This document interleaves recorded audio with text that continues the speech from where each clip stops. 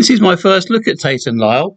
I was putting some Lyle chocolate topping onto my pancakes the other day and thinking, oh, that's a great name for this past. And I remember golden syrup and all the great names. And a bit of a revelation to me, and I'm probably sure many people may not have been aware of this one unless you're actually in the financial world, I suppose, or Tate and Lyle world. It's not Tate and Lyle anymore. Horrendous. So what does Tate and Lyle actually do? So we improve lives by making food tastier and healthier, making everyday tasks easier by promoting a safe, healthy working environment and making a difference in our communities. Okay, what's that mean? So today, Tate and Lyle is a large-scale manufacturing business with creating ingredients and solutions for our customers in products enjoyed by millions of people every day around the world. We use innovative technology to turn raw materials like corn, tapioca, and stevia leaves into ingredients and solutions that add taste, texture, nutrients, and increase functionality to food, beverages, industrial products, personal care products, and animal feed. Oh, so I thought to myself, well, where's all the sugar gone?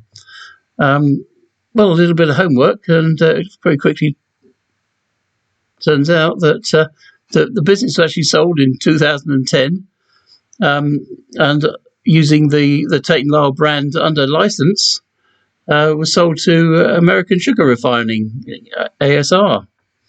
The Tate and Lyle golden syrup is still produced on the Thames factory in the East End of London currently, and shipped right around the world.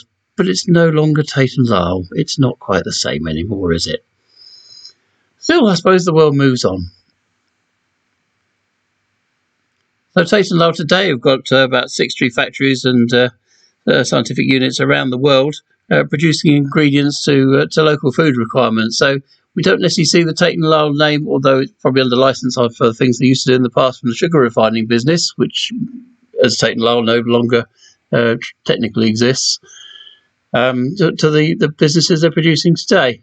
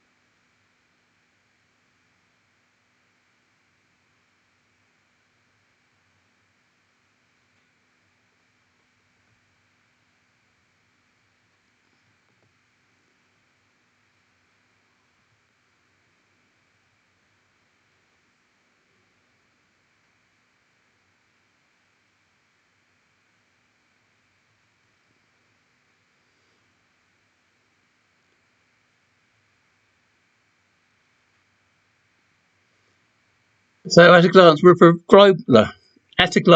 a global provider of solutions, ingredients for food, beverage, and industrial markets.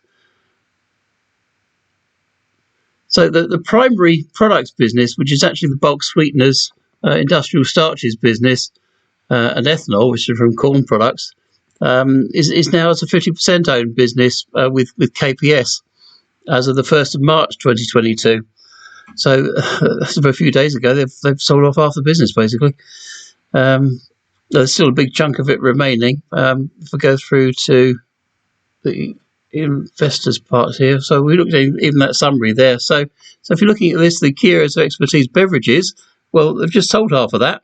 Well, they've got a 50% ownership of dairy products, and we're talking about like low-fat yogurts and things like that, soups, sauces, and dressings, so low-fat mayonnaises, etc.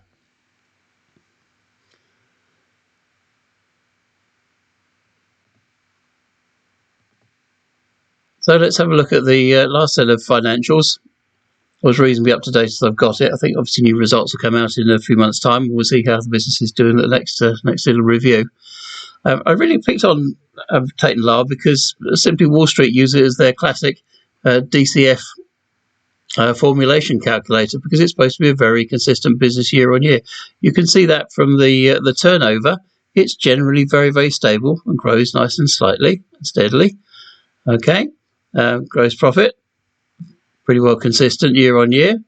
And the net profit, sort of fairly consistent. So it's fairly predictable as a business, which is where DCF calculators work well.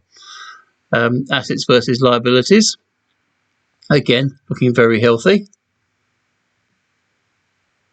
Capital expenditure, very consistent. And free cash flow, growing if not consistent. And we look forward to seeing the results that come out in the next few months for the last year, which, again, I would expect to see a fairly consistent figure.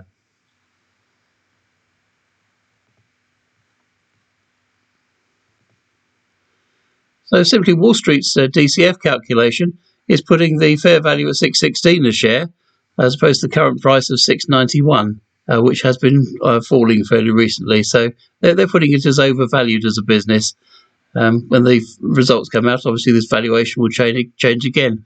Then I did see a simply Wall Street valuation on Tate and Lyle a few months ago, and that was looking at about £7.50 a share. So this is a fair value calculator that tends to vary on a daily basis. So let's probably don't take it with a pinch of salt, really, or take it too fairly.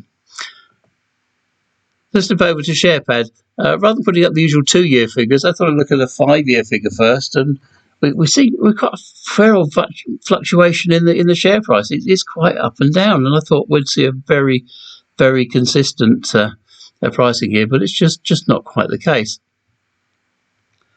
The share price varying there from over 800 pence a share down to we get lows there at 5.30 as the lowest sort of point. So if the fair value's about there at the moment with simply Wall Street, that pricing may well be heading down. Now I'm going to take it maybe the very recent falling here we've got is from the announcement of the news of the sale of half of the Stevia type product business. They still own 50% of it. So it should be interesting to see where the price is likely to go and what the reaction are to the full trading results when they come out in a few months' time.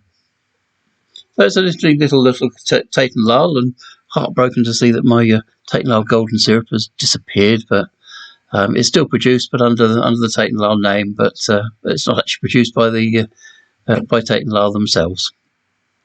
So look forward to seeing your comments in the comment section below. Don't forget to like, comment and subscribe, and we'll catch up with you again soon.